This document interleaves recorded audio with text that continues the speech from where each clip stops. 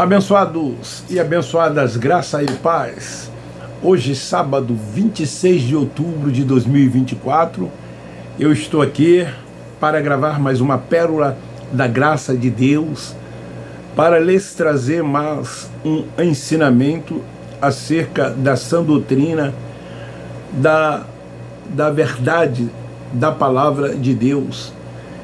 Esta palavra que nos trouxe o entendimento, e nós que éramos cegos, agora enxergamos, porque o nosso entendimento foi aberto por Ele, e hoje, como filho dele, somos dirigidos e guiados por Ele. Eu quero hoje falar sobre a Epístola aos Hebreus, capítulo 2, versículo 14, e o tema é: saiba a verdade sobre o que ele aniquilou na cruz.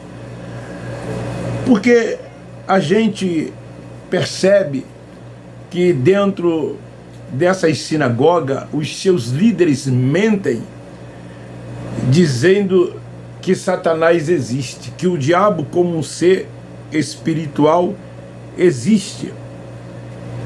Então eu quero desmistificar isto, mostrar para os nossos irmãos que lá ainda se encontram que isto não é verdade, como a gente tem falado, e não vamos deixar de falar acerca dessas mentiras, desses enganos, dito e ensinado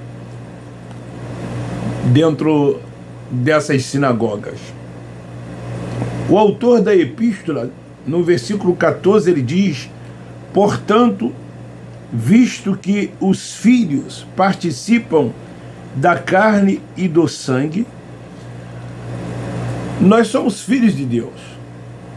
Todos nós somos irmãos. Somos um espírito revestido de carne e sangue. E ele é Pai dos espíritos. Prosseguindo, também ele participou das mesmas coisas.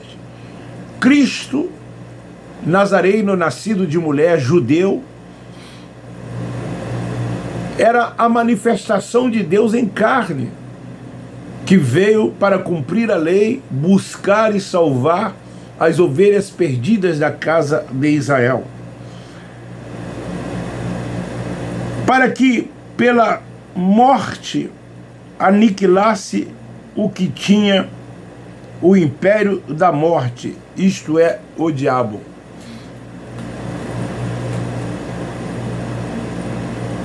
Foi aniquilado aonde? Na cruz. Ele veio e cumpriu a lei e disse: está tudo consumado. Mas eles não têm o entendimento dado pelo Espírito Santo de Deus e interpreta de forma como eles querem interpretar, de acordo com os seus interesses, com as suas conveniências. Porque ensinar que o diabo como um ser espiritual existe é muito importante para o sistema, porque é uma fonte de lucro para eles, gera receitas. Enquanto eles sustentarem que o inferno como um lago de fogo e tormento eterno existe, e que esse ser espiritual chamado Satanás também existe, os filhos de Deus ficarão aprisionados lá no templo, achando que lá é a casa de Deus, que é o lugar de se buscar a Deus, de se adorar a Deus, quando ele mesmo diz em Atos 7, 24, que não habita em templo feito pelas mãos dos homens. E esses lugares são o quê? Templos feitos pelas mãos dos homens. Não é e nunca foi casa de Deus. O apóstolo Paulo, que recebeu a revelação, escrevendo aos 1 Coríntios capítulo 3, versículos 16 e 17, diz: vós sois, todos nós somos o tabernáculo, o templo da sua habitação. Aonde é que Deus habita? No nosso espírito. E ao habitar no nosso espírito, ele testifica com o nosso espírito que somos seus filhos. Por isso somos todos irmãos. Não fazemos acepção de quem quer que seja. Não discriminamos ninguém. Não nos colocamos num patamar superior a quem quer que seja. Não afirmamos, não ensinamos, não dizemos para eles que Deus nos separou, nos vocacionou, que nos deu um título, e que esse título, seja lá a nomenclatura que for, foi dado por Ele para que pudéssemos exercer uma suposta autoridade espiritual sobre os filhos de Deus. Isso não é verdade. São coisas criadas por esse sistema, por homens. Paulo deixou isto muito claro, são os seus preceitos, são os seus achismos. E eles ainda trouxeram todos os rudimentos da lei para depois da cruz. E fazem parte dessas reuniões. Não há uma reunião sem os rudimentos da lei de Moisés. E eles colocam este fardo pesado sobre os ombros dos filhos de Deus. Mas eles estão cegos, o véu está posto, a mente cauterizada, não conseguem enxergar, porque são guiados por cegos. Ao contrário de se submeter ao Espírito Santo de Deus. Mas lógico que não tem como eles se submeterem ao Espírito Santo, porque ainda não foram salvos na mente, assim como um dia nós também não tínhamos sido salvos, e lá estávamos nos comportando como todos que lá ainda estão. Era assim que éramos. Hoje não. Hoje é diferente. Reinamos em vida. Crescemos, avançamos no entendimento, no conhecimento de Deus. Cada dia amamos mais os nossos irmãos. Queridos, quando esse sistema religioso diz que somos pecadores, simplesmente eles estão anulando a cruz e levando todos os eleitos para antes da cruz. O apóstolo João, em sua epístola, no capítulo 3, no versículo 4, ele diz que todo aquele que pratica o pecado transgride a lei. E ele estava se dirigindo a quem? Aos judeus. De fato, o pecado era a transgressão da lei. Mas eles continuam sustentando até os dias de hoje que todos são pecadores. Os que aceitam Jesus como Salvador, que batizam em água, que se tornam membro desse sistema religioso, eles são pecadores agora arrependidos. E todos quantos que estão fora dessas sinagogas continuam sendo pecadores. Ele escreve aos Romanos no capítulo 7, versículo 7, de fato é a transgressão da lei. Ele diz, contudo, eu não conheci o pecado senão pela lei, porque eu não conheceria a concupiscência se a lei não dissesse. O que a lei dizia? Não cobiçarás, não mentirás, não furtarás. Enfim, todo o conjunto de lei eram 613. Olha o que Deus disse através do profeta Zacarias. E eu volto aqui ao Antigo Testamento, a velha aliança, quando havia naqueles dias a manifestação de Deus por meio dos profetas, capítulo 3 de Zacarias, versículo 9. Vede aqui a pedra que pus diante de Josué. Sobre esta pedra única estão 7 olhos. Eu esculpirei a sua escultura, diz o Senhor dos Exércitos, e tirarei a iniquidade desta terra num só dia. Foi tirado ou não foi tirado o pecado do mundo? Ele ali se referia a Israel.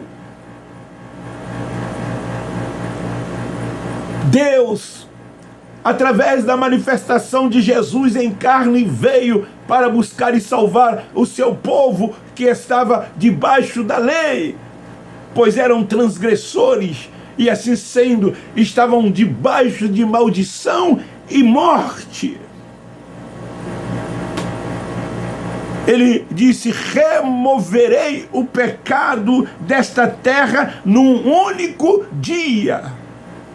Me faz lembrar João Batista, precursor dele. Está escrito lá no capítulo 1, versículo 29. Ele vê o Cristo e diz aos que ali estavam: eis o Cordeiro de Deus que tira o pecado do mundo. De que mundo? Do mundo de Israel. Tiraria o pecado de quem? De todos os judeus, porque somente eles eram pecadores. Havia um outro povo, chamados de gentios, que nada tinha a ver com a comunidade de Israel. Então, na cruz do Calvário, num único dia, a obra de Deus foi concluída. E ele disse tetelestai, que quer dizer está tudo consumado. Agora, se você continua dizendo que o pecado existe, você está voltando para o antes da cruz. Você está chamando a palavra de Deus de mentirosa, ou ele de mentiroso. É você quem escolhe. É você quem escolhe. É você quem decide. Vai continuar? O apóstolo João diz que sempre foi o quê? Transgressão da lei. Paulo diz, escrevendo aos Romanos capítulo 10, versículo 4, o seu fim foi em Cristo, foi nele. Então espiritualmente foi na cruz do Calvário. Mas pelo fato do templo ainda estar de pé, então foi só destruído no ano 70. Eles continuavam jejuando, indo ao monte, frequentando o templo, ora participando dessas obras, desses rudimentos. Todo o ministério de Paulo foi debaixo da lei do pecado. Paulo, então, aqui escrevendo aos Hebreus, ele diz: o império da morte foi aniquilado. E que império da morte foi este? O diabo, que eles dizem ser um ser espiritual. Quando ele escreve aos Romanos, capítulo 6, versículo 23, e diz: todos pecaram e estão destituídos da glória de Deus. E que diz: porque o salário do pecado é a morte. A lei, que era o diabo, foi aniquilada. E não esse ser espiritual dito pela religião. Não foi ele que foi aniquilado na cruz. Não foi esse ser espiritual que eles afirmam existir que foi aniquilado na cruz. O que foi aniquilado na cruz foi o diabo. A lei de Moisés, o império da morte. Esse ser nunca existiu. Esse diabo que ele se refere era as 613 leis do Torá. Foram essa que ele aniquilou na cruz. Quando ele expressa dizendo: está tudo consumado. A lei era um fardo pesado e muito pesado para eles quem? Para os judeus. O fardo estava sobre os seus ombros, o jugo da lei estava sobre os seus ombros. Me faz lembrar o Cristo Nazareno, em Mateus 11, 28, quando ele diz: vinde a mim, todos vós que estáis cansados, sobrecarregados e oprimidos, eu vos aliviarei. Tomai sobre vós o meu jugo, ele é suave, o meu fardo é leve, porque a lei era pesada, o fardo da lei não se podia suportar.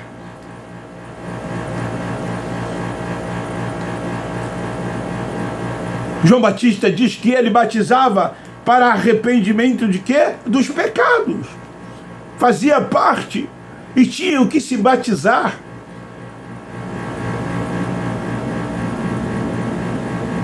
Em Hebreus capítulo 9, versículo 26, diz que ele morreu uma única vez por todos ou por muitos os judeus, não por toda a humanidade, incluindo o universo, incluindo os gentios, como já disse, estavam fora desse contexto. A promessa dos gentios estava em Abraão pela fé. Paulo recebeu a revelação do evangelho da graça de Deus, chamado evangelho da incircuncisão, para os gentios, que já nasceram perfeitos nele, novas criaturas, e nunca estiveram debaixo de pecado, nunca foram transgressores da lei, porque a lei fora dada tão somente para os judeus, que eram chamados de povo de Deus. Então ele morreu uma única vez para aniquilar de uma vez para sempre o diabo, o pecado. A lei era antes da cruz. Eu quero ler em Colossenses,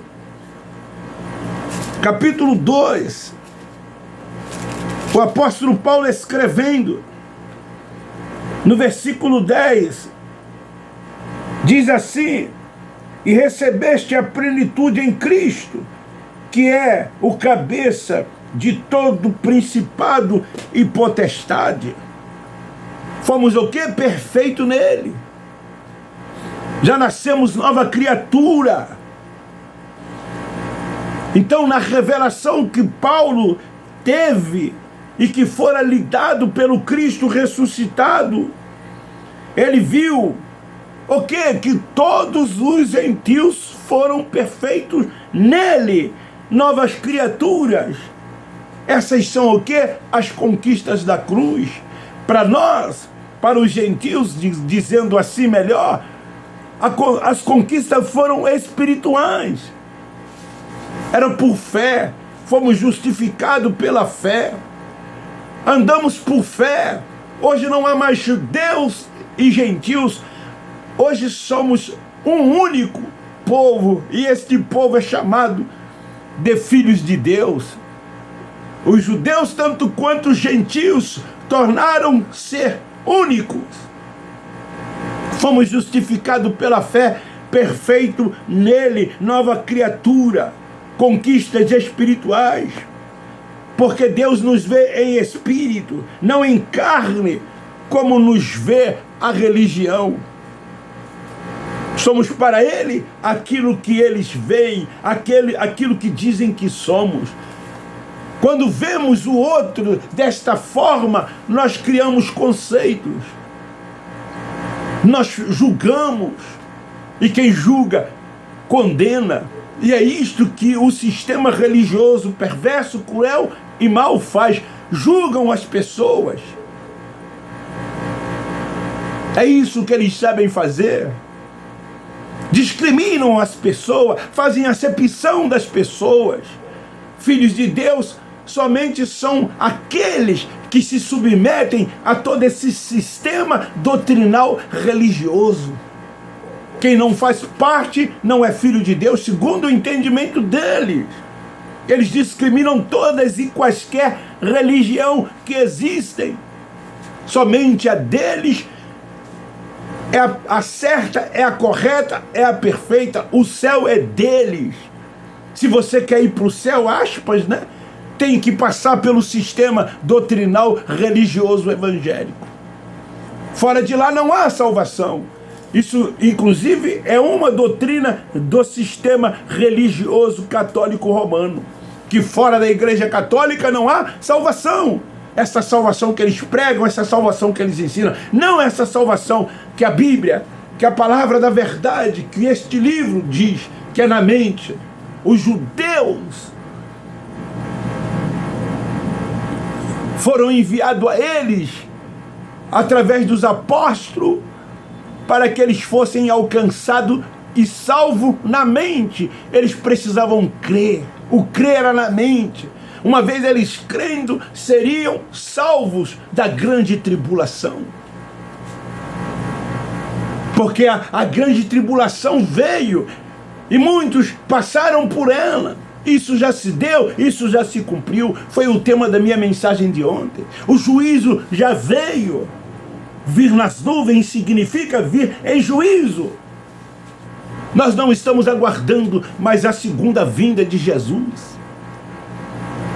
Nós sabemos que viemos de lá, Eclesiastes 12:7, porque somos um espírito revestido de carne e sangue, como eu li em Hebreus 2:14.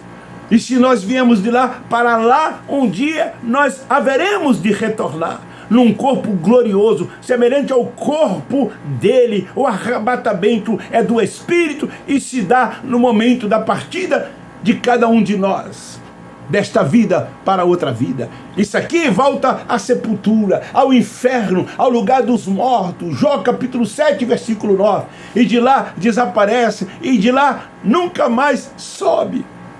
Esta é a verdade que eles não ensinam, porque não tem a revelação do Evangelho da graça de Deus. Eu termino dizendo: graça neles, graça neles, graça neles.